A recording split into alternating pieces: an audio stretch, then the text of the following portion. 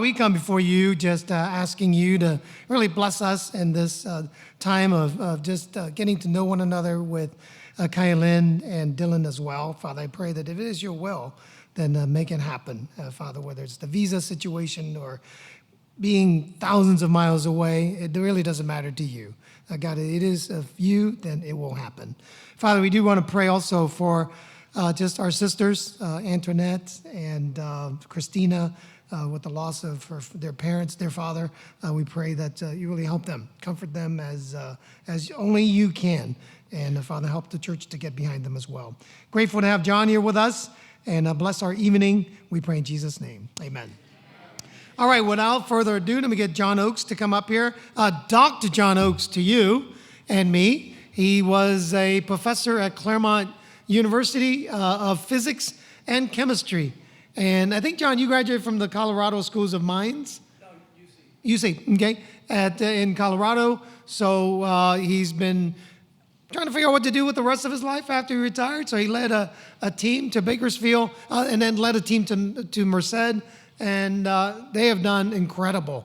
But John has a love for teaching. He travels all around the world doing what he does. And it's really an honor for us tonight to close things out with Dr. John Oates. All right, John, all yours.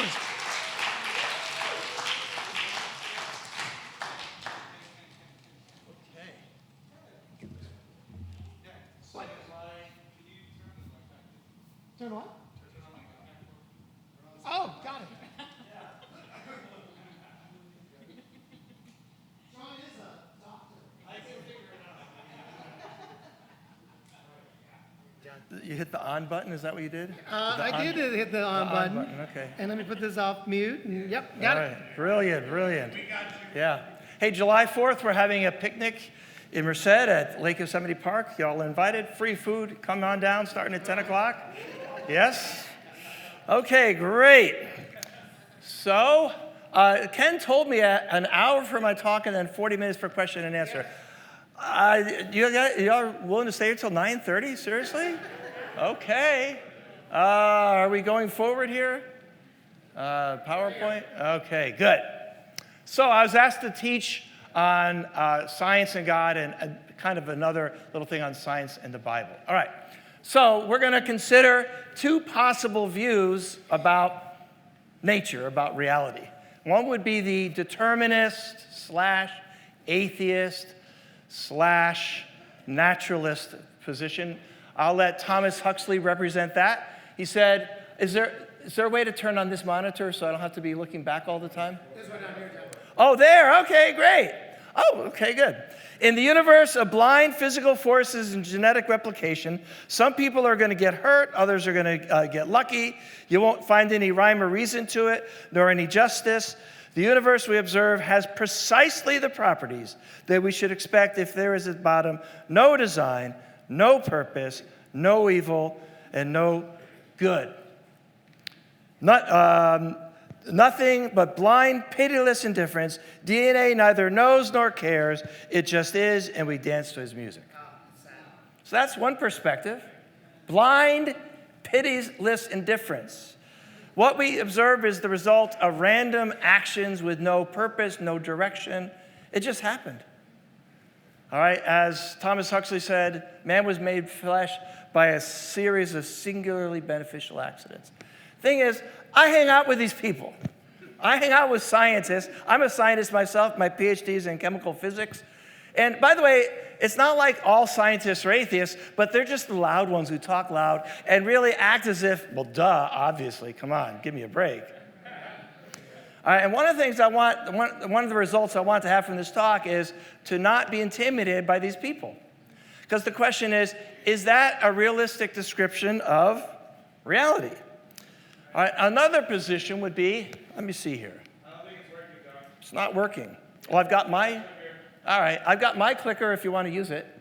That's okay, I'm going to do that. All right, we're just going to go with it. Okay, great.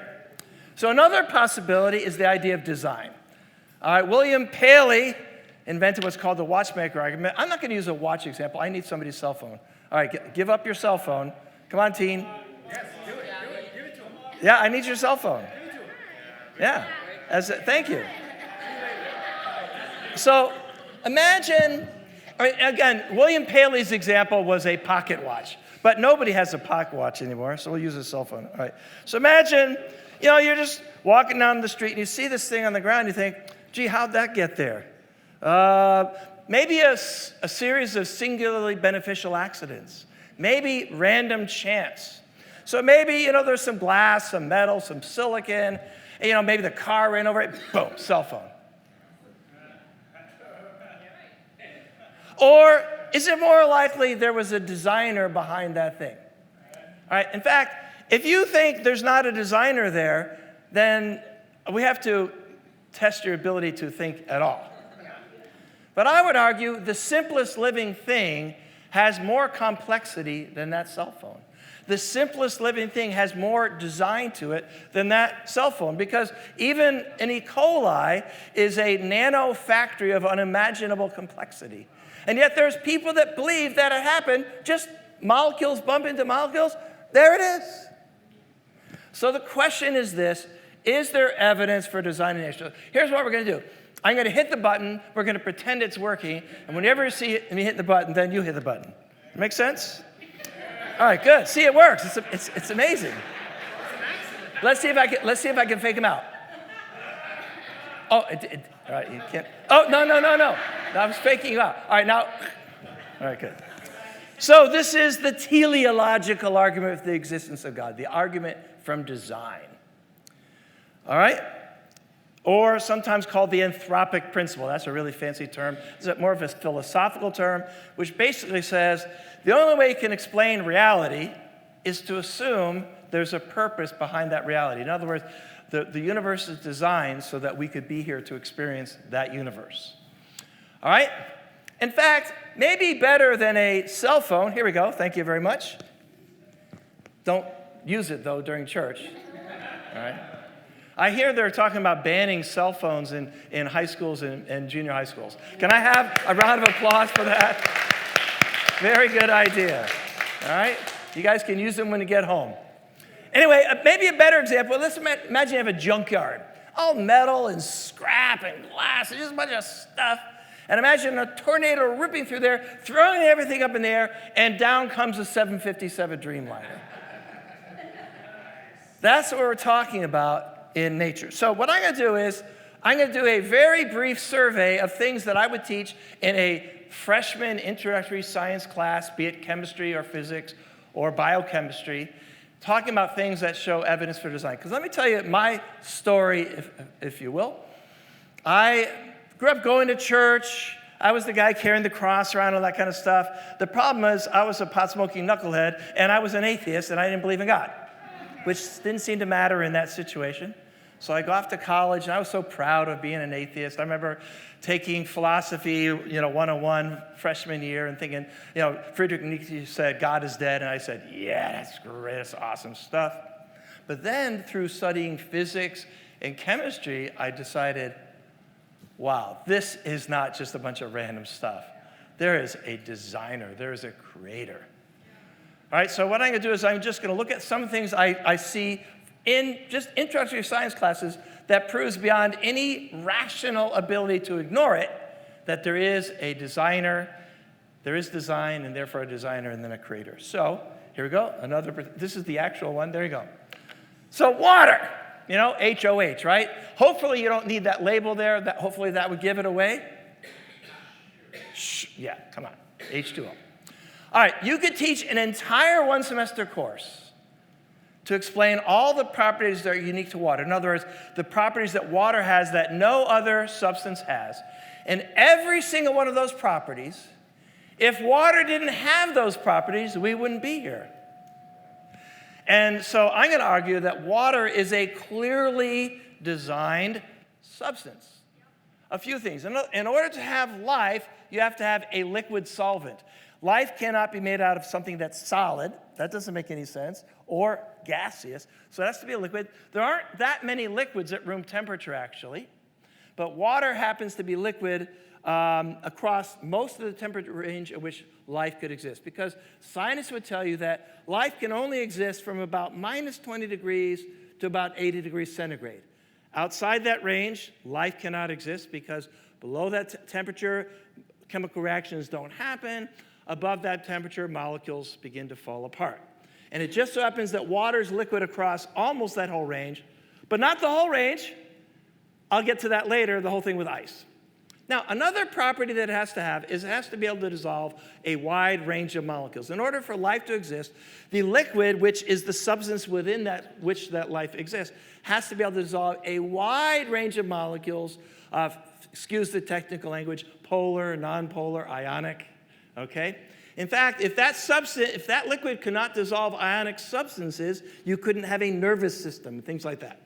But it just so happens there's only one liquid that dissolves ionic substances in the entire world. It's water. In fact, water dissolves a wider range of substances than any other liquid. Lucky for us, otherwise we wouldn't exist. Luckily, though, water doesn't dissolve everything, because otherwise I'd be a puddle right now, and that would be a problem. Okay, a few other properties that water has. It has a high specific heat. Now, don't mind the technicalities. If you don't understand every detail, you're going to get the picture here. In other words, water absorbs a lot of heat. In fact, water absorbs 10 times more heat than almost any other substance. And the closest substance is less than half the ability to absorb heat of water. Now, it just so happens the only substance that's a liquid in the right temperature range that also has the right solvent properties is also the substance that has by far the highest specific heat. Why is that important? Because if water didn't have such a high specific heat, then the temperature on the earth would go up and down by 200, 300 degrees centigrade in any given year. No life. That's why it's better to live near the coast than in here, right? It gets pretty hot around here because we're far away from the ocean. Okay, but that's not the only interesting property that water has. Water has this really weird property that the solid floats on top of the liquid.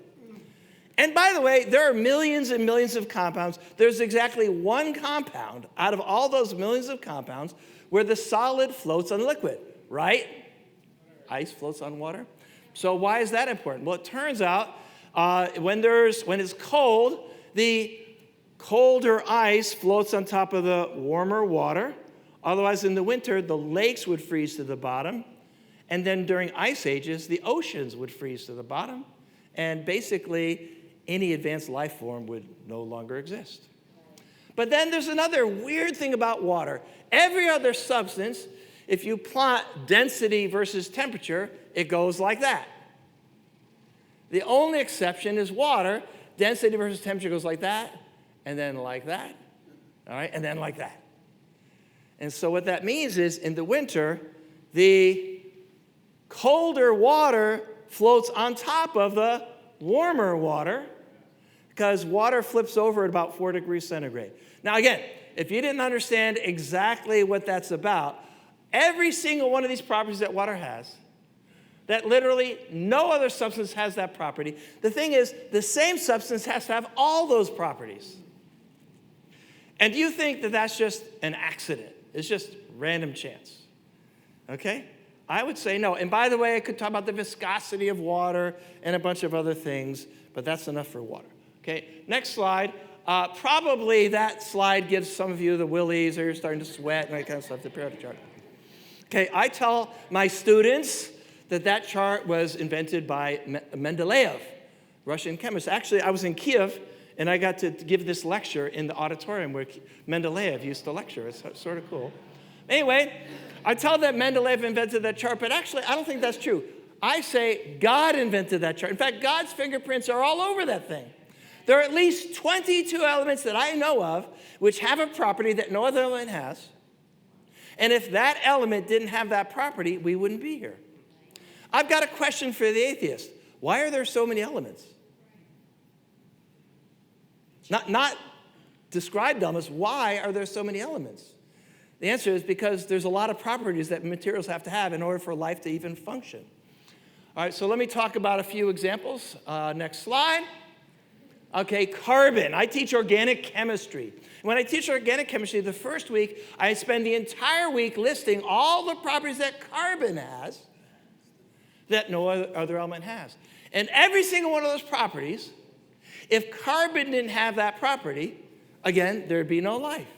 So carbon is a wonderfully designed element. A few examples. One example is this thing got the laser thing and all that? Is it one of those laser ones? No. All right. Here's my laser pointer. There's my pointer right there. Okay, one of the properties of carbon is that it forms 4 bonds. You say, why is that important? Well, it turns out if an element forms a single bond, a double bond, or 3 bonds, it makes 2-dimensional molecules. You have to have 4 bonds in order to get a 3-dimensional molecule. If you don't have 3-dimensional molecules, they don't have 3-dimensional life. So the central element for life to exist has to form 4 bonds. By the way, can we go back one slide? Carbon is not the only element that forms 4 bonds. Also, silicon does. The problem with silicon is if you put 2 silicon atoms together in the molecule, it explodes, which wouldn't work very well. There's a famous scene in a Star Trek. You're a Star Trek guy, I can tell. There's the famous scene where there's this monster, and Spock goes, oh, very logical, silicon monster, because of the whole 4 bonds thing. All right, whatever. Okay. Now, another property of carbon is not only does it form 3-dimensional molecules, it's the only element that does this. It's also the only element that forms large molecules, as well as rings and single, double, and triple bonds, and a bunch of other stuff that you don't really know a whole lot about. The list of properties that carbon has, there's this long list. Every single one of those properties, if carbon didn't have those properties, there'd be no life. So I say, thank you, God, for designing carbon. Next element. What's the next one? I think it might be oxygen? No, iron. Iron has a unique property, and that unique property is this. Iron is the only element that forms a strong magnetic field. All right? Why is that important? Well, it turns out there's this thing called a star. And the design of a star, the whole thing of the design of the star with hydrogen and the fusion and all that kind of stuff, amazing. But, okay, it turns out the main energy that comes from a star is visible light. Lucky for us, because visible light is the only kind of light that can induce chemical reactions without destroying the molecules. And about 90% of the energy from the sun, lucky for us, is in the form of visible light. However, there's 2 kinds of radiation that comes from the sun that would destroy all life. One of those is the cosmic wind, if you will, the solar wind, the high energy particles. That's what produces the aurora borealis and aurora australis. In fact, one of the biggest problems in going to Mars is you're going to have to design shielding around that capsule. Otherwise, the people in there will be destroyed by the solar radiation. All right? But then, iron, which forms a magnetic field, which literally is a force field. The particles come towards the Earth, and they're bent around the Earth by that magnetic field. So thank you, God, for iron having a magnetic properties. But there's another thing about iron, because iron is the most stable nucleus. So guess what the Earth is made out of mostly? Iron. And if the only element that was magnetic wasn't also the most common element, we'd be out of luck anyway. So that's a coincidence. The only element that forms a magnetic field, otherwise we're all wiped out, also is the most stable of all the elements. And the stability of it has to, anyway, I could go on and on about that. And we all know that iron is essential to life because otherwise, with its magnetic properties, otherwise you couldn't put the kids' homework on the refrigerator. Okay, good. Okay, next slide. Oxygen. Now, the cool thing about oxygen comes in 2 flavors. O2, that's what we call oxygen, O3, ozone. And both forms of oxygen are absolutely essential for life to exist. First is O2, the one that's common down here where we are, and that's the only substance that supports a high metabolism life, essentially. But then there's another form of oxygen, O3, ozone, which is very, very poisonous to human beings, to all animals. Luckily, almost all of it exists in the upper atmosphere, where it blocks the other kind of radiation which would destroy all life, which is ultraviolet radiation. So there's another designed element. Next slide. Okay, we can talk about helium as a designed element, and hydrogen and nitrogen, et cetera, but I'm going to talk about uranium. Probably you think uranium is dangerous, right? Because it's radioactive. Actually, it's not as dangerous as you think. I'm not saying keep a chunk of uranium in your bedroom, but actually, the reason it's not as dangerous as you think is because it has a half-life of 4.5 billion years, which means it decays over a very, very long time. Lucky for us. Otherwise, we wouldn't be here. Because the uranium, and by the way, uranium is very, very dense. So guess where almost all of it is? In the center of the Earth, producing heat. Otherwise, the Earth would be solid all the way down to the middle, in which case we wouldn't have an atmosphere, in which case we wouldn't have plate tectonics, which is this massive recycling system that keeps the minerals required for life recycling over the course of tens and hundreds of millions of years.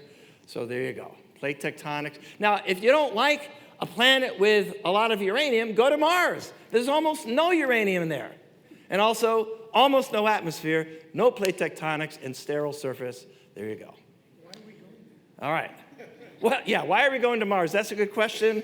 Ask the people who set the budgets for NASA. All right. So as a chemist, I say, how could you not see design? Let's talk about biochemistry for a bit, though. I teach biochemistry as well. Actually, I don't anymore. I retired. I just teach the Bible now, but I taught biochemistry quite a few times. And I love teaching biochemistry, just like with organic chemistry, because there's so many times you can just stop and say, wow, that's really cool. And my students kind of figure it out after a while. I'm a believer. So then there's DNA. Okay, you know the G's and the C's and the T's and the A's, adenine, thymine, guanine, cytosine. These are the nucleotides that form DNA. And it turns out a set of 3 nucleotides is a code, essentially, for an amino acid to form a protein. Now, I'm going to go back and forth. You're going to have to, okay, go forward. All right, go forward. All right. Yeah, the information in the DNA makes these things, these proteins. Go back. All right. Yeah, DNA. Now, here's the thing.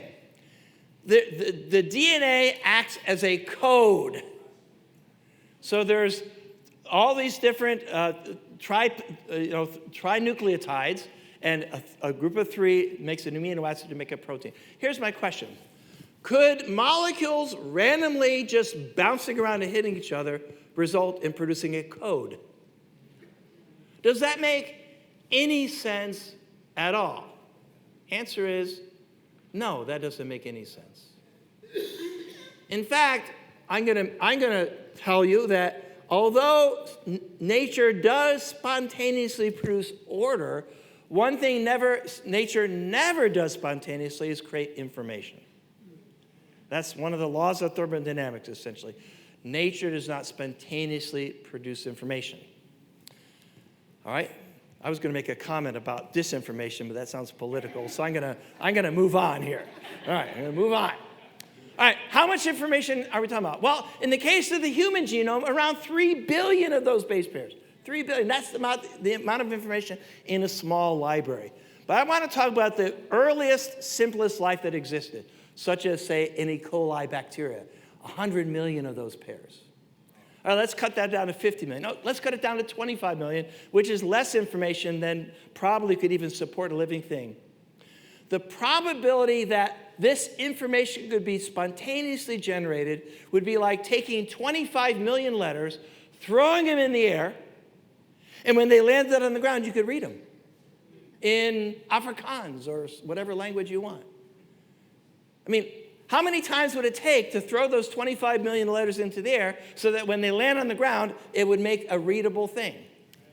If you believe that could happen, great, sign up for atheism. Okay? That does not make sense. And I'm telling you, this is a fact. Nature does not naturally produce information, never mind a 25 million sequence of information that's readable and useful to make a living thing. Now, another thing interesting about DNA is the only thing that makes DNA, next slide, is proteins. But guess what? The only thing that makes proteins is, previous slide, DNA. So you know about the chicken and the egg, right? All right, I'm telling you, the chicken and the egg is nothing compared to this one.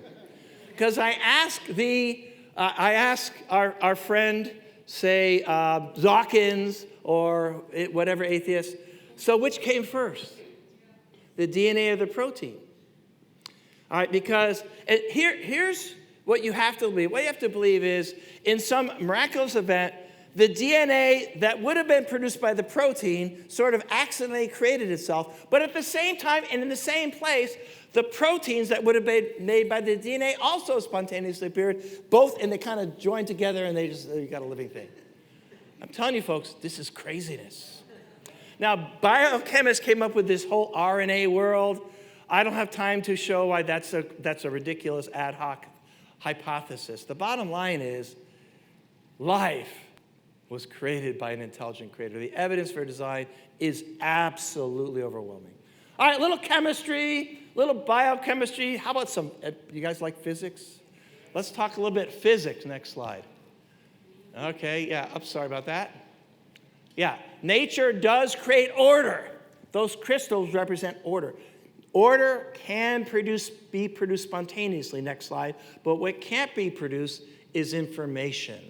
All right, for example, a house of cards. Imagine taking a pile of, say, 10,000 playing cards and having a leaf blower, go on, and then this house of cards is assembled spontaneously.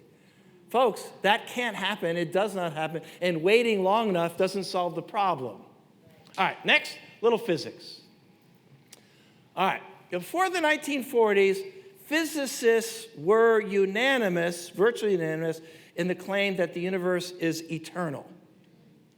Okay, it's called sort of like the steady state hypothesis.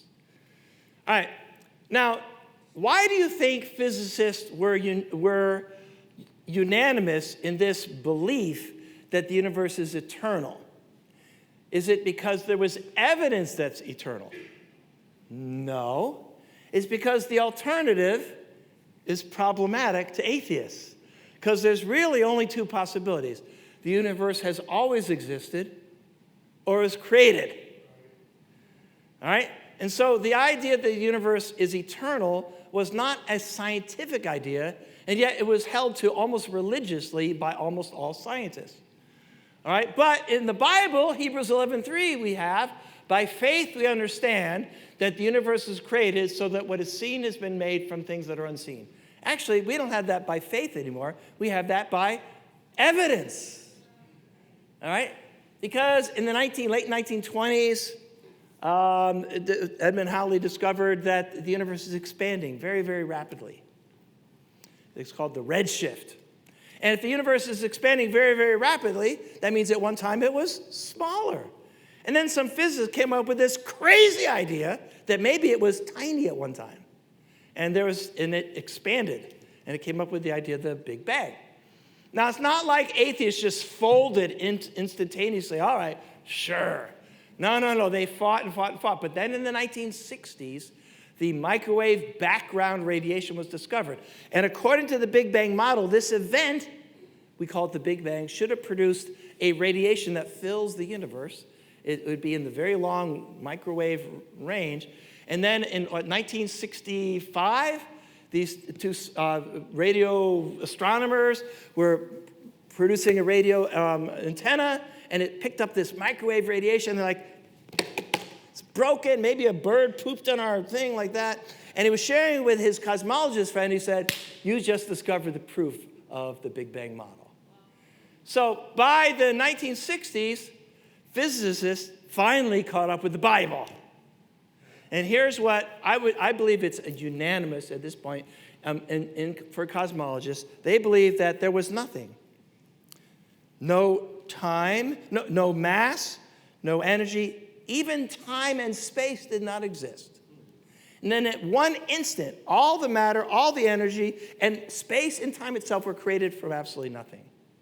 Kind of like Genesis 1:1. God said, let there be light. All right? Now, next slide.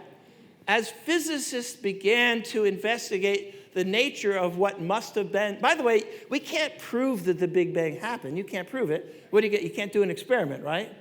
And you can't rewind the tape. But what I can say is, as a scientist, all the evidence points towards that event. That's the only model that works. As they began to look at the nature of what this event must have been, they began to notice a few interesting coincidences about creation. And it's created this idea of the finely tuned universe. In other words, there are a number of parameters that define the universe that if you change them by the tiniest amount, the whole thing doesn't work. All right, it's kind of like when you're having an orchestra and the head violinist goes out there, they kind of do this, right? And everybody else kind of tunes in on that thing and they go from there. All right? But if they're not tuned together, if you ever listen to like 8-year-olds doing a string orchestra, sorry, but it doesn't sound too good. All right? It's kind of like that. Anyway, next slide. One example is in the size of the gravity force.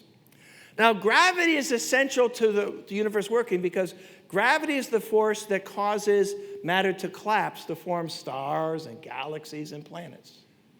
All right? But here's what they discovered about the force of gravity. What they discovered is if the force of gravity is bigger than it actually is, by this fraction, the universe would have collapsed almost immediately.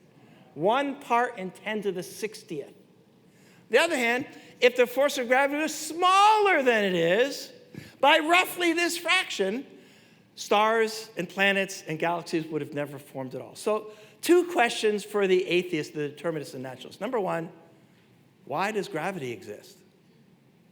Help me out. Why does gravity exist? I know why. I think I know why. Because without that, we wouldn't be here. And then the next question is, why does gravity just so happen to have the insanely precise value so that life can exist? To give an illustration of how low a probability this is, let's imagine your friend won the big lotto. What would you say? Yeah. Wait a minute, you're a Christian. You gambling? All right. Let's not get into that theological issue. All right. All right. Now imagine the next week they won the big lottery again. And the next week they won it again. They're in jail, right? The probability, again, we have to assume that gravity exists at all.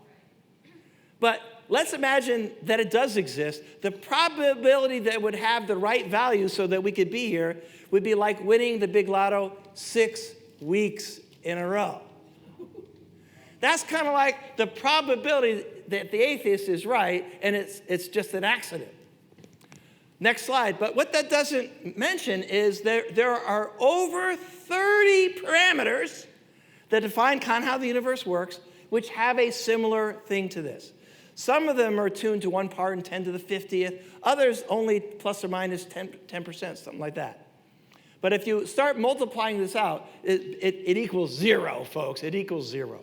For example, what about the strong nuclear force?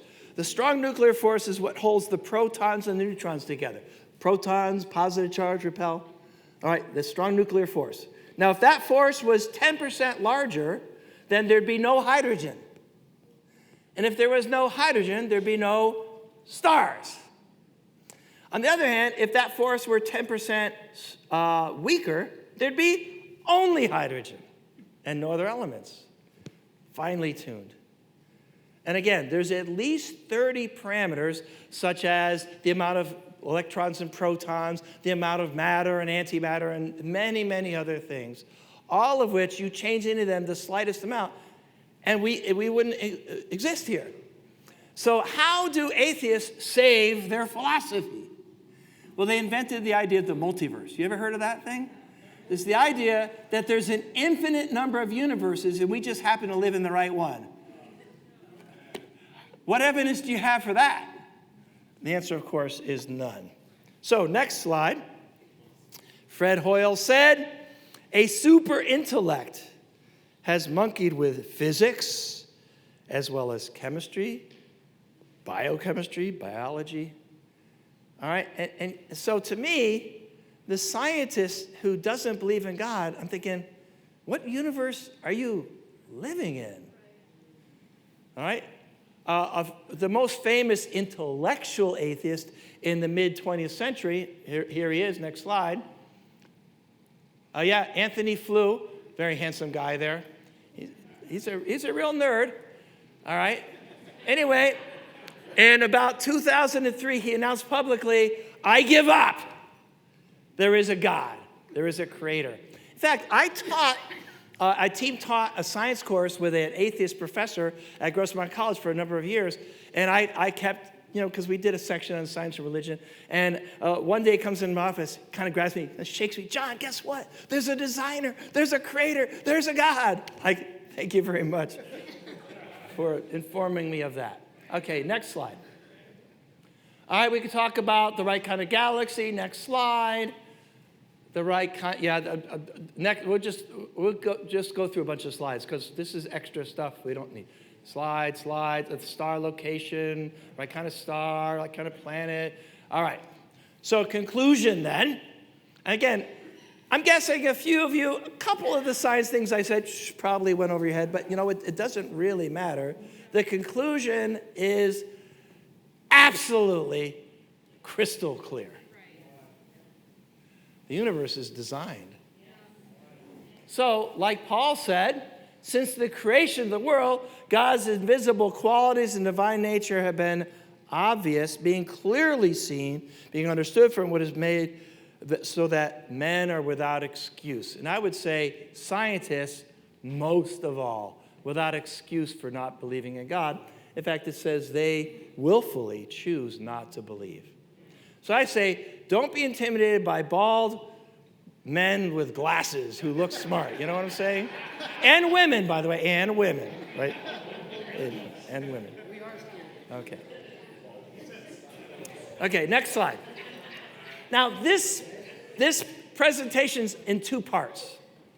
So the first part is why I, as a scientist, have to conclude that this universe is created by a very powerful and very smart creator. That's a slam dunk. But then the question is, okay, fine. That means I need to go on a religious search, a religious quest, which is what I did starting in my sophomore, junior year in college. But I was kind of more interested in Hinduism and Eastern religion and all that kind of stuff.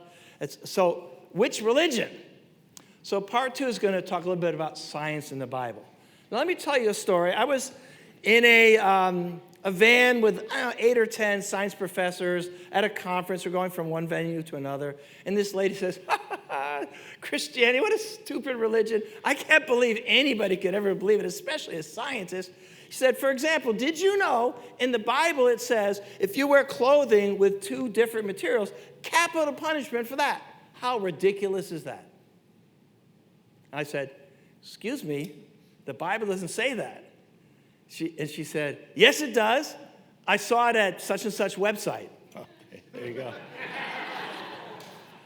All right, so I'm in this van with a bunch of science professors, and I pulled out my Bible. Now, could you find that passage? Because you gotta find the passage about wearing clothing with more than one material. Could you find that passage? Now, I knew it was on the right-hand side of the page, about halfway down, somewhere in the about 4 or 5 chapter range in Leviticus. Flip, flip, flip, and I read it. All right? Then I said something like this. It's not exact, but something like this. I said, people say the Bible's full of all kinds of science errors. I've read through the Bible several times. I haven't found one yet. I don't know what they're talking about. It got very quiet in that van. And then we just went on and talked about other stuff. Again, don't be intimidated. We happen to be right on this. All right, here's Dallas McCown, another well-known. He's an evolutionist, and he confidently states, Christianity is scientifically unsupported and probably insupportable, philosophically suspect at best, disreputable at worst, and historically fraudulent. The enemies of Christianity say these kind of things with such confidence, as if they can somehow cow us into saying, I'm so sorry for believing in the Bible. But my response to this is, all right, historically fraudulent, okay? Can you give me a single fact from history or archaeology which disagrees with what the Bible says? Do you have even one example? No? Then why did you say that? All right, so philosophically suspect, so you're saying, like, naturalism or determinism is a better philosophy, which denies the reality of evil and moral good and or postmodernism? Seriously? But how about scientifically unsupported and probably insupportable? So let's look at a few things. Next slide. This is the Papyrus Ebers. It's not the whole document, it's just one page. The Papyrus Ebers is a compendium of medical knowledge in Egypt in the mid-second millennium, around 1500 BC. The date is kind of important to my argument because that's pretty close to when Moses was kind of doing his thing. Got it? All right, and I believe that probably scholars would agree of all the ancient cultures, probably China and Egypt seem to have the most advanced sort of medical practice. All right, so let's look at some of the prescriptions, next slide, in Papyrus Ebers. All right, prevent hair from turning gray, anoint it with the blood of a calf, which has been boiled in oil, or with the fat of a rattlesnake. What do you think?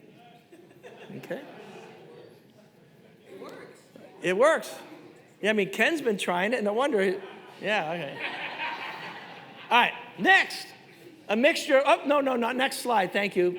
Thank you for, all right. A mixture of 6 fats, namely those of the horse, hippo, crocodile, cat, snake, and ibex to prevent hair loss. Okay, clearly I've not been using that stuff. Now, presumably the purpose of this was to make the men more attracted to the woman. Women, would you be hanging out with somebody who's putting that stuff on their head? We're laughing, but actually, it's kind of sad if you think about it. Next slide. These are some of the prescriptions found in Papyrus Ebers. Lizard's blood, swine's teeth, rotten meat, the moisture from pig's ears, excrement, even human excrement as medicine. So you got a little infection, take some of that, it's kind of smearing around over there. Okay. Now, here's the deal, though. The average lifespan back in that time was around 20 years. Not because people couldn't live to be 80 or 100, it's because almost everybody died from some sort of infectious disease. All right, let's go to the next slide. Here's what it says in Exodus 15:26. Basically, God says, if you will obey the commands I'm giving you today, you will not have I will not bring on you any of these diseases. So God promises health, a relative health and lack of disease to those who would obey his commands, especially those in the book of Leviticus. All right, so let's look at some of the laws in Leviticus. These laws have a spiritual meaning, but they also have a medical significance. For example, in Leviticus 11, it mentions several kinds of meat. No, don't eat that kind of meat. And then a few kinds of meat, yes, okay. For example, pork, definitely not. Beef, Shellfish, out. Fish with scales, yes. Now, it just so happens that pork is known to contain more than 20 different diseases, a number of which are fatal. Most famous is trichinosis. Okay? Now, with modern health practices, pork is relatively safe, but even then, cook it all the way through, right? But beef is relatively safe, even raw. I was in a restaurant in Venezuela one time, and I speak Spanish well enough, but I didn't know what that stuff was, so I said, just bring me that one. It was a plate of raw beef. And I'm thinking, all right, Leviticus 11, yeah, let's go for it. It was okay. Okay, now what about shellfish, clams, and oysters and lobsters? Many, many diseases. Okay, if you're going to eat shellfish, cook it very thoroughly. But fish with scales, even raw, it's called sushi. Okay? It just so happens that every meat on the don't eat list, relatively healthy, bad for your health, every meat on the okay to eat list is relatively safe. So imagine how many tens of thousands, if not millions of deaths prevented amongst the Jews simply by observing this one command. Now, if this was the only example of a command with fantastic, amazing health implications, if that was the only one, you could say, well, I don't know, just got lucky or something like that. It's just one example. I wouldn't be blown away by that. It just so happens all the other peoples were eating mice and wolves and predators and those things. Okay, next slide. All right, now here is an ancient Hebrew text about medicine. Not in the Bible, though. Look at this one. The gnat, feeble creature, taking in food but never secreting it. Let me stop right there. Is that true? Is it true that gnats don't poop? No, that's not true. That's a science error right there. Right there. That's a science error. And there are none in the Bible. Not one. I have a good friend. His name is John Clayton. Some of you may have heard of him. If you've been around for quite a while, you might have heard of John Clayton. He's probably the most well-known apologist, if you will, in the churches of Christ. And his parents were just radical philosophical atheists at Columbia University. He was the most in-your-face atheist you could ever meet. And he was the head of the Indiana Atheist Society. And he was friends with, the head atheist in the country. And he was given the assignment. He was writing a book. The title of the book was The Bible, a book written by ignorant people in an ignorant age. And in doing his research, guess what he discovered? Yeah, and he became a Christian, and he does talks like this all around the country. Or the gnat, feeble creature, taking in food but never secreting it, is specific against the poison of the viper. This kind of thing is what would be in the Bible if it were not inspired by the actual God. All right? I guarantee you, because there's plenty of medical advice there in the Bible. This stuff would be, but there's none of it there. Next slide. We're going to look at just 3 or 4 more examples, and that'll kind of tell the story. All right, this is in Numbers 19. Whoever touches the dead body of anyone will be unclean for 7 days. He must purify himself with the water on the 3rd day and the 7th day. Take some hyssop, dip it in the water, sprinkle on the tent, the furnishings, and the people who were there. So what the Bible says is, if somebody has died, anybody that touches that dead body is unclean. Completely separate from everybody for 7 days, and you have to wash with the water, the ashes, and the hyssop on the 1st and the 7th day. Then finally you can sort of fellowship. So what that means is whoever prepares the body for the funeral can't even attend the funeral, presumably of their own family member. Why would God tell them that? All right, next slide. This is Ignaz Semmelweis. What kind of parent would call their son Ignaz? I don't know. Ignaz Semmelweis. He is Hungarian. I was teaching this lecture in Hungary, all right, in Budapest, and I said he was Serbian. And by the way, he did live in Serbia for a while. But one of the members said, no, he's actually Hungarian. I said, I'm pretty sure he's Serbian. So next slide, they took me to his house. All right, so he is Hungarian. But he was working in a hospital in Vienna, and it was a women's hospital. Next slide. And in this hospital, almost 20% of the women that entered the hospital left dead. A death rate of almost 1 in 5. They had this disease, they called it puerperal fever. All right? And the scientists struggled to explain the nature of puerperal fever. Some said it's because of constipation, bad air, or some said it's because the women are hysterical. Typical male attitude there. All right? So Ignaz Semmelweis proposed that if you touch a dead body, you're unclean. Because here's what they would do. The doctors would come in the morning into the hospital, examine the women who died, kind of check out, kind of do a little post-mortem, and then proceed immediately up onto the wards and start examining the female patients. You know exactly what we're talking about. So he said, if you touch a dead body, you're unclean. You wash your hands very, very thoroughly with soap and water before you touch any human patients. The death rate went from about 18% down to around 3%. By the way, this is in the 1830s and 40s when the idea of germs was just becoming an actual idea, Louis Pasteur and others. But then Semmelweis says, in fact, let's do this.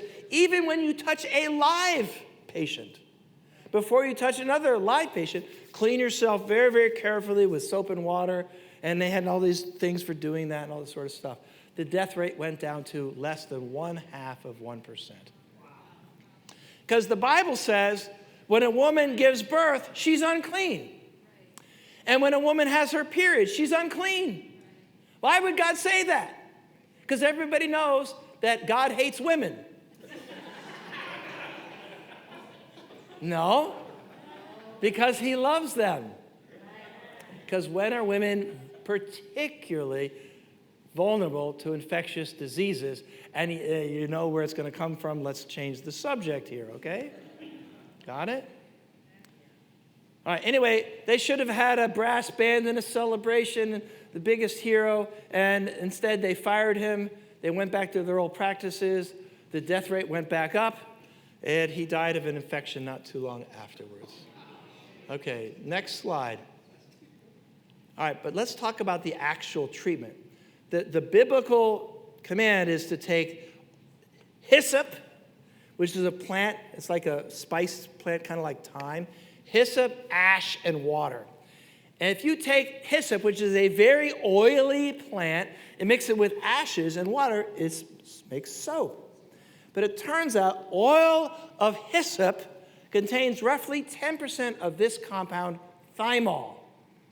Now, I don't know how many organic chemists we have, but you got this little thing here and that thing here. That's called a phenol. And that's one of the main functional groups in organic chemistry. And when I teach my organic students about phenols, the first property I mention is phenols are not poisonous to humans, but they're antiseptic. In other words, they kill bacteria. So the formula that God gave is if you touch a dead body, you clean yourself and everything you touch with a powerful antibacterial soap on the first and the seventh day. Okay, makes sense. You know that smell in the hospital, that kind of medicine smell? It's thymol. Okay, next slide. All right, here's another one. This is about infectious skin disease. Not just leprosy, a wide range of skin diseases, most famously leprosy, though. As long as he has the infection, he remains unclean, he must live alone, must live outside the camp. What a terrible thing to do to somebody. If you have leprosy, completely separate from all other people till the day you die. How cruel! Quarantine, prescribed in the Bible for certain diseases. Now, leprosy was the most feared disease in the ancient world. Not because it killed the most people. Cholera killed a lot more people. Malaria killed a lot more people. Typhus killed a lot more people. Next slide. But it did kill millions of people. Fear of other diseases taken together can hardly be compared. Next slide, but not for very long. Yeah, now leave that slide, please. Thank you very much. Please. Thank you. Oh, thank you. That's why it was so feared. And they said it's because of the alignment of the planets, or, not eating too much hot food, or all kinds of crazy ideas. And then in the 16th century, I thought of the 15th century, I can't remember, somewhere in Scandinavia, a group of monks were reading the Old Testament. And they were helping people with leprosy. They said, let's try that. Let's try, when people have leprosy, let's try quarantining them. And within 2 or 3 generations, leprosy had virtually disappeared in Europe. There was a time when Europe had as much leprosy as India or anywhere else. Because the bottom line is, it works. Now, here's the thing. One thing I learned from this is, if God gives you a command, if it doesn't make sense to you, do it anyway. All right? Another thing is, these rules had a spiritual meaning. That leprosy is kind of this idea of impurity and these things. The next one, let's look at another one. I think there's 2 more. All right, here we go. The life of every creature is in its blood, Leviticus 7:14. That is why I said to the Israelites, you must not eat the blood of any creature, because the life of every creature is in its blood. Anyone who eats it must be cut off. All right, so basically, what they're saying is the life is in the blood. Now, do you know what the most common medical treatment was in the 18th and 19th centuries for any kind of infectious disease? Bloodletting. Next slide. Bloodletting. So basically, and next slide after that, basically what the proposal was, if you have an infectious disease, the infection is in the blood, so you drain the blood. And it kind of makes sense if you think about it. It's not true, but it kind of makes sense. So medical science says the disease is in the blood. The Bible said the life is in the blood. Who was right? The life is in the blood. That's a very, very bad idea. Start draining out your immune system in order to get rid of infectious disease. Okay, I think there's just one more here. All right, here we go. By the way, this is not in the law of Moses. This is in Genesis. Genesis, this is Abraham. God said to Abraham, for the generations to come, every male among you who is 8 days old must be circumcised. 2 questions. Number 1, why circumcise males? And number 2, why on the 8th day? Well, first of all, why circumcise males under those conditions? Well, most people died back then from some sort of infectious disease, either bacteria or yeast or viruses. All 3 thrive whether it's warm, wet, and dark. All right. Where's the warmest, wettest, darkest place on a guy? Okay? Next slide. Yeah. All right? And the thing is, it was mainly the lives of women that were saved. Now, by the way, today it's a different situation, okay? Whether male children should be circumcised or not, it's not a religious issue because we're not under the Old Testament, right? And the medical advantage of circumcision is it's somewhat debatable today because you guys take showers. Okay? Yes? All right. So I'm not here to push male circumcision necessarily, but I'll tell you this fact, that the rate of AIDS passing from male to female is reduced by about 60% when the men have been circumcised. All right, so that's a pretty sure preventative for AIDS spreading. But actually, I've got another biblical mandate that would prevent AIDS entirely. 1 man, 1 woman for life. All right, that would work. All right, now why the 8th day? Well, I've got an idea. By the way, God didn't say why the life is in the blood. He didn't say why the quarantine. He didn't mention that it's actually Hansen's disease, which is a bacterial disease. He didn't mention any of that stuff. He just says do it, all right? And then you'll have none of these diseases. All right, why the 8th day? Well, I'm not sure, but the fact is this, that vitamin K does not pass from mother to baby in the womb. It doesn't go through the placenta. And vitamin K is essential in order for the body to form this protein called prothrombin. Prothrombin is the protein that actually creates the blood clot. So when a baby is born, they have low levels of prothrombin, but then it goes actually down for a while because there's no vitamin K. And then baby eats from mommy, gets bacteria in the colon. That bacteria produces vitamin K. The body starts to make prothrombin. The prothrombin level goes up to unnaturally high levels, and then it levels off. Okay, got it? Now I'm going to show you a graph of prothrombin level versus time.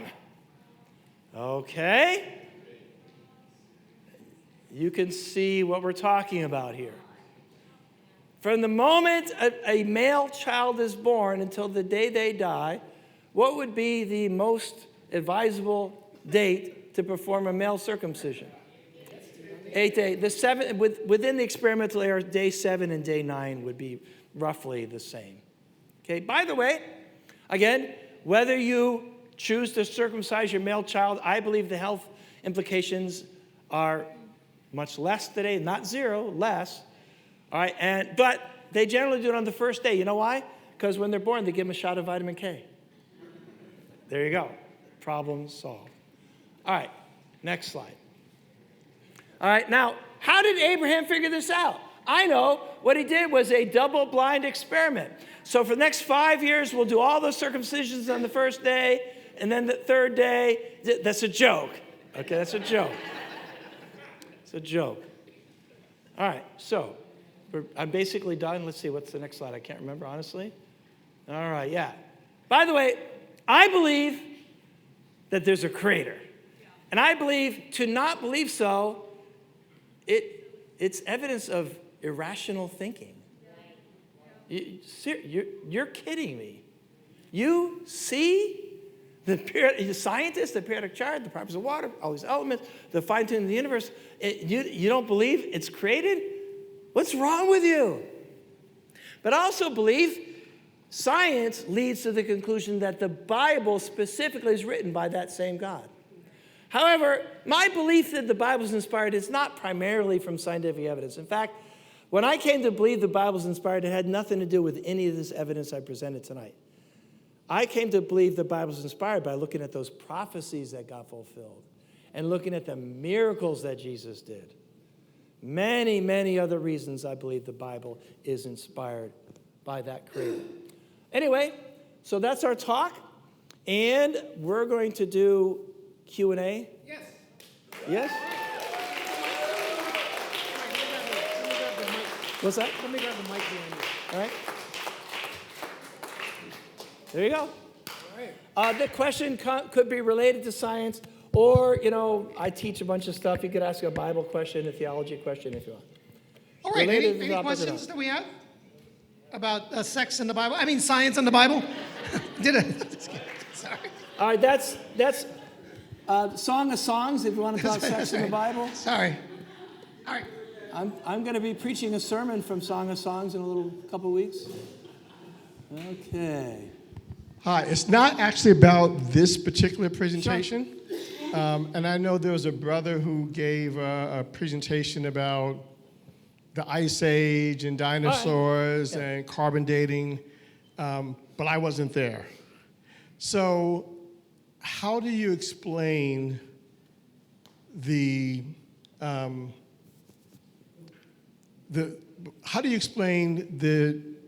differences between what the Bible says about the time we were created and, dinosaurs, millions of years, et cetera? So, by the way, carbon dating is irrelevant to this question because carbon dating is only useful for things that are a few thousand years old. Probably what you mean is uranium, thorium, lead dating, which can be used to measure the age of things tens of millions or hundreds of millions of years old. Okay, good. So there are two possible ways to think about those days in Genesis. We could take the Genesis story as basically, Genesis 1 is a treatise about God. It's a story about who God is. And it's a polemic against the other view of God that was held in the Sumerian and Babylonian culture. All right? So one possible explanation is those days are a metaphorical picture. In other words, basically God's saying, the first day, first God did this, and then next, God did this, and next, God did this, etc. In fact, in the early church, Origen, Clement of Alexandria, those were early church theologians who took that interpretation. Not all did. Some believed the days were literal. Augustine believed they were literal. It was a debate in the early church. There was no way to settle it.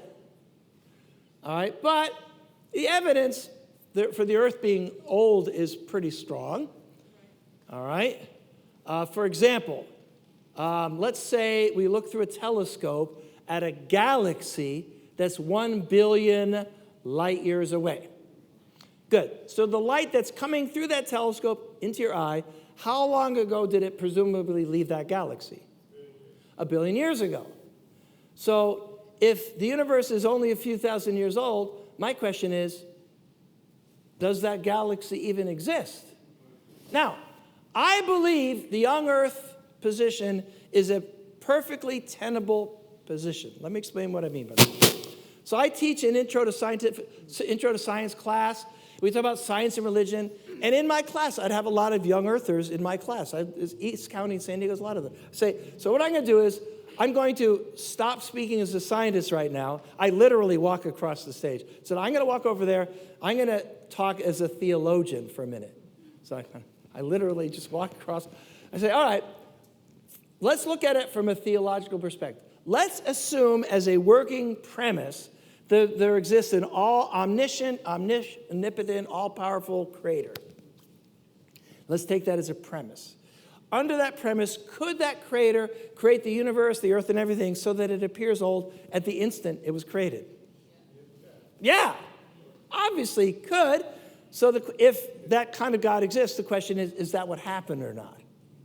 I come back over here, I say, yeah, all right. But please don't claim, please, don't claim the earth appears young. So that's the thing. People go out saying, oh, what about those man dinosaur tracks and all? Folks, I mean, John the Baptist said God could create children of Abraham from these stones. I believe it. I believe God could do that. And this is not a essential theological question. However, don't tell me if the universe is only a few thousand years old that dinosaurs ever lived, because that doesn't make any sense. Okay, you go to the Grand Canyon. I don't know how long it would take for that river to dig out that canyon, but it's not 5,000 years, I'll tell you that right now. And there's millions of layers. Where do those layers all come from? And you got sedimentary rock, which are sideways. How did that happen? All right, so all the evidence points to the earth being a few billion years old, around 4.5 billion years old.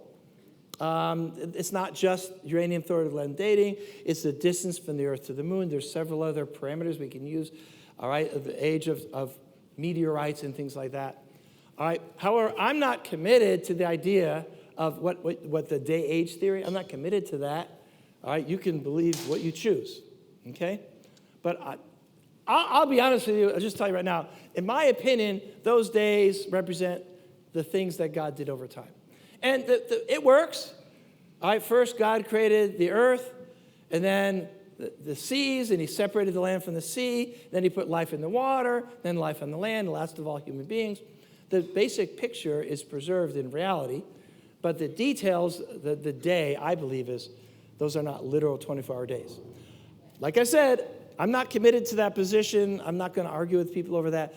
If you say that those days are literal, great, awesome, amen. I appreciate your faith. But don't try to claim that the earth appears young, because it just flat out doesn't. Okay? John, what do you mean when you said that nature cannot create information? I don't understand that. All right. So scientists have this idea of abiogenesis. In other words, life coming from non-life. So they have to come up with a model, right? They have to create a model by which this could happen. Otherwise, they can't really talk about it. But every model they've used involves putting information in. So they'll put a certain amount of information in. It turns out if you put a certain amount of information in, you can then spin it around, and the amount of information grows over time. But if you start with no information, you get no information. All right? And so, all right, if for example, let's say I had the numbers 1 through 10. If I throw them up and have them land on the ground, eventually, if I do it, I think it's 100 times, I'll get 1, 2, 3, 4, 5, 6, 7, 8, 9, 10. No, it depends. Anyway, that's permutations and combinations.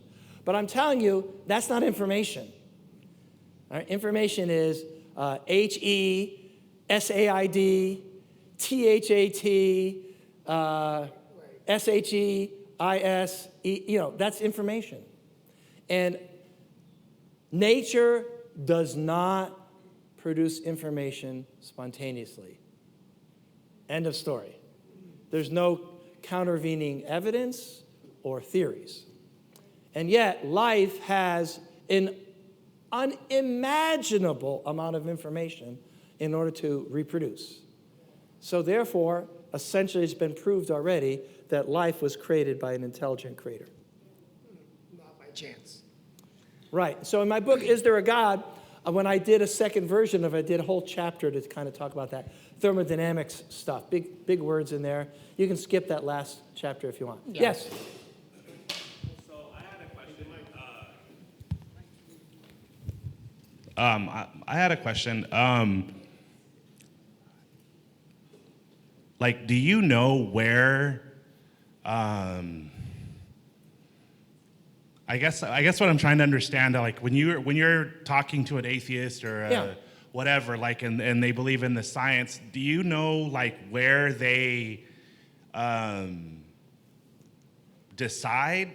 Okay. Because I remember reading about Lee Strobel, and he did the whole case for Christ thing, and there was a point where he decided he can't prove no more. Okay. And so I'm curious, like, because I mean, you've talked to other people that have probably come from that kind of background, but is there like a tipping point where they go, oh, there's where does the I don't know what I'm trying to say. Yeah. Like that dude. Like that scientist. It's hard for me to answer that question for a few reasons. Number one, I think you should ask that person. The person who doesn't believe in God, I think they should speak for themselves. I mean, I'm tempted to say because they're prideful and they don't want to admit that there's a God, and therefore they have to submit to that God. Well, that's easy for me to say, but who am I? It's not my place to speak for that person. All right? So I would say that those of us who think that we're principally logical persons are completely wrong. That we're governed by our emotions, that our emotions trump our minds in most cases. And therefore, I believe there's an emotional, not a factual basis for their lack of belief. However, there's a wide range of things. A lot of people, I was talking on campus, just said I shared my faith today on campus. This one girl, she said, I'm really struggling with belief because, my mother is super religious and she did X, Y, and Z, and my father's super religious and he did all this stuff. So it's that kind of stuff. So, bad behavior by Christians is one reason people don't believe. But put it this way, it's not because of a reasoned analysis of the information. It's not for that reason. I'll give another story. I was watching a BBC program, and it was like intellectuals on stage or whatever, something like that. And so what it was is they had a panel of smart people, and they'd bring in experts to defend opposing positions. So the particular subject was, is there a God or not? So they had a theist and an atheist. And the atheist comes out, he's a chemist. He's like very, like so obvious, why are we even here? Seriously, it's ridiculous, but okay, fine. So they ask him to give his position. He says, the only things that are real are things that can be measured and observed. Other things are simply not real. He says it with such confidence. And then one of the panelists asked him, well, how do you know that? He said, well, those Muslims and those Christians, they're fundamentalists, blah, blah, blah, all the stuff they did. And they stopped and said, sir, we asked you a question. You made this confident statement that the only things that are real are things that can be observed. We asked you why you believe that. Blah, blah, blah, the religion, this, blah, blah, blah.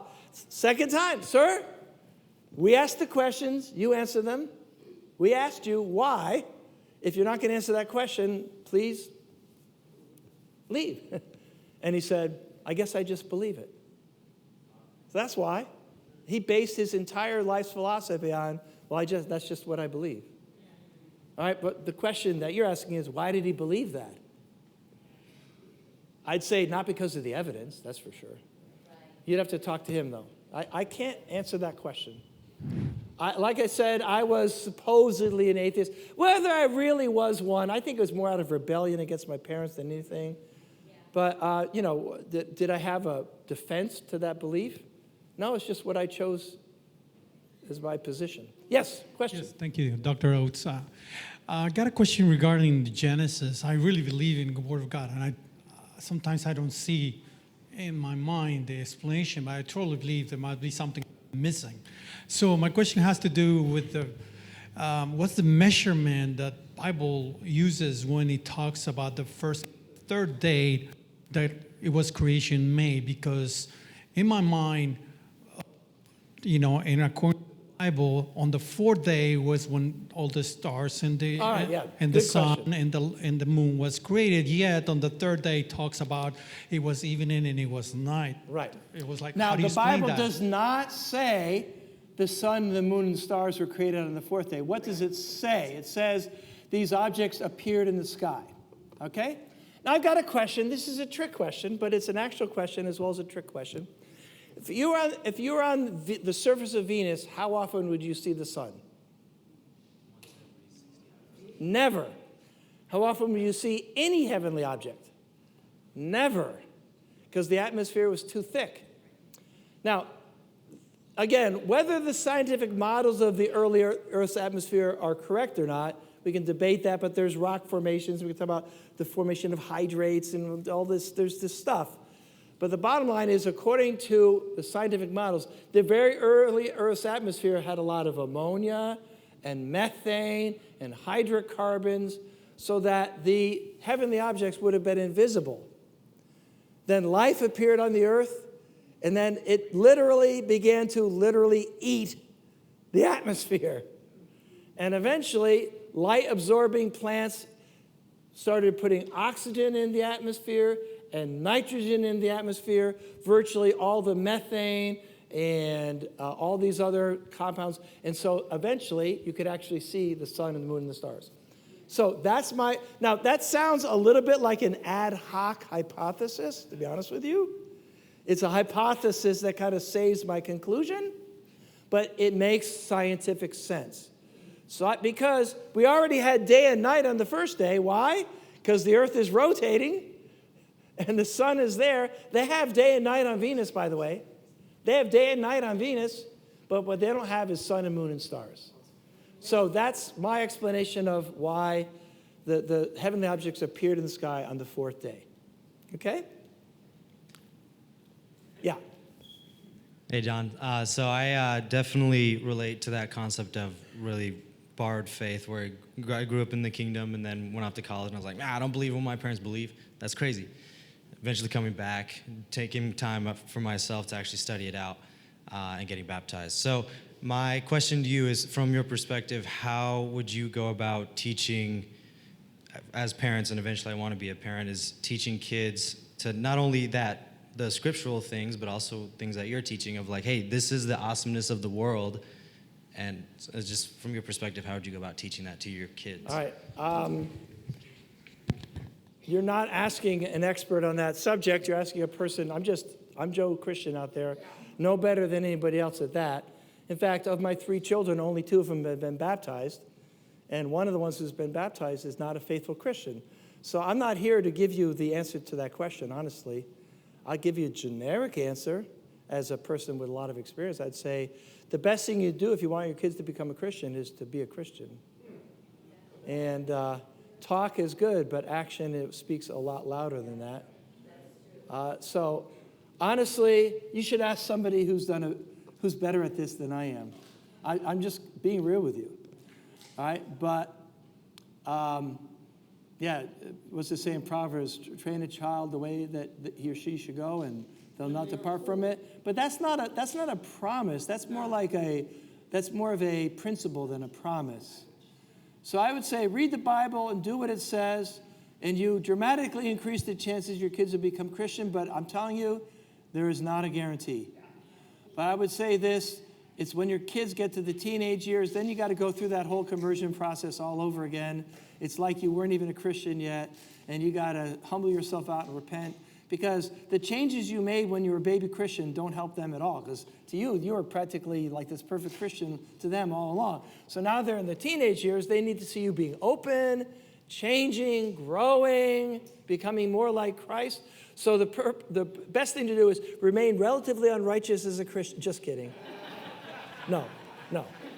I don't have a good answer for you. I am not standing here as an expert in that area. Is this okay? It's on. In a world where science is continuously progressing and everything is becoming more and more science or proven with science, do you find that more and more people are going to start believing in science and going into atheism, or do you find that more people are wanting to have an open heart about following God and what God provided for us? All right, well, let me kind of trace the history of the relationship between science and Christianity. All right, so basically, if it were not for Christianity, there would be nothing that we call science. Roger Bacon, 13th century, a philosopher and a theologian, he decided that there is one God who is the creator of everything and unchanging. So he decided the universe must be governed by laws that are universal and unchanging, and he proposed the scientific method as a means to discover those laws, and sure enough, Copernicus, Galileo, and so this method that was discovered based on an assumption about the universe that came directly from the Bible created this process that we call science. But then by the 17th century with Isaac Newton began to propose the idea of what's called the mechanical universe. He proposed that, yes, there was a creator who created everything, but that creator is not directly involved. That creator is separate and removed. So the universe operates kind of like a machine. And he essentially removed God from science. And to this day, that's how science works. So science is the study of natural processes. And those are processes which proceed naturally, the way God intended. So as scientists, we do not invoke God. It's kind of ruled out by the very nature of what we do. Then by the 19th century, some scientists began to say, we don't even need God anymore. Simon Laplace wrote a treatise describing Newton's physics, and when he gave it to Napoleon Bonaparte, Napoleon asked him, where's God in this thing? He says, I don't need that hypothesis. So by the 19th century, science, which had been produced by Christianity, began for some people to be an excuse to reject the idea of God. All right? So is science good or bad for Christianity? I don't know. I'm not sure about that. But clearly, the trajectory is not towards Christianity in America today. We've reached the post-Christian age. Is science the principal reason that we've reached this thing called the post-Christian age? It's part of it. I'm not sure how we got to where we are, what I can do about that. But I do believe that we should not be intimidated by those who use science as a means to somehow say we don't need God anymore. I'm not sure if I answered your question. I kind of went away from your question a little bit. Was there a part of your question I've not addressed, or? Do you feel that those who you're speaking with are more encouraged to believe that the world has been provided by God? Yeah, I would say, because I'm telling you, I spend a lot of time on campus. In fact, I've gotten about 500 phone numbers and emails in the last 2 years. So that means, you got 10 to 1, you got to share with 10 people. So I've shared with 10,000 students in the last couple of years. And what I've found is that it's not so much that they're not interested in God or religion. They're looking for a postmodern sort of thing, which is, they call them the nuns, not N-U-N, but N-O-N-E. So the thing that's growing the most is the nuns. In other words, these are people who believe in kind of a spirituality, but not in a specific religion. And so arguably, that's our enemy, is that. Put it this way. When I became a Christian 45 years ago, a large majority of the college students knew at least a little bit about the Bible, probably accepted the idea of the Bible having authority. Today, that is less than half. And the curve is going in the wrong direction. I'm just telling you the truth. We're in a post-Christian age. But on the other hand, let me encourage you with this. I would say the situation in Rome in the first century was way worse. Way worse. And look what happened. So if you look at it from the sort of the trajectory of the sort of spiritual and intellectual thing, it could be kind of depressing. John, one more. Yep. All right. So when we were covering the periodic table earlier, I noticed like some of them were like color coded, I think. does that mean they're like separated into different categories, like Yeah. liquid, gas, solid, stuff like that? All right, now that's not very important to our talk tonight, but it turns out, basically, there's these things called quantum numbers and all that sort of stuff, and depending on the quantum numbers, that determines the properties of the elements. But here's the question, where did quantum numbers come from? In fact, where did wave functions and where did all that come from? I'm telling you, it came from God.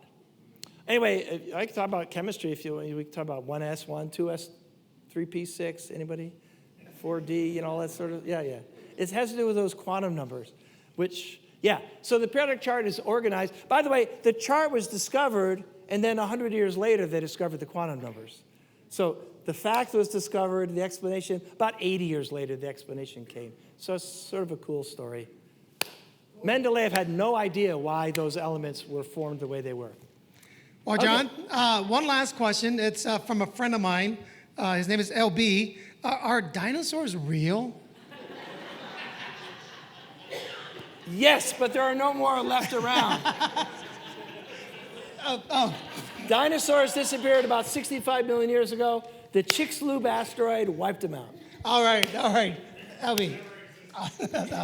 All right, let's give John a round of applause. And John, we got a little something for you. All right. It's a Sacramento mug for your coffee in the morning. Starbucks mugs. Yeah. Sacramento mugs. Yes, they are. Awesome. Very rare. Yeah. Awesome. Guys, it's 9 o'clock. We're dismissed. Have a great time. Thanks, everybody. All right. That was awesome. Okay.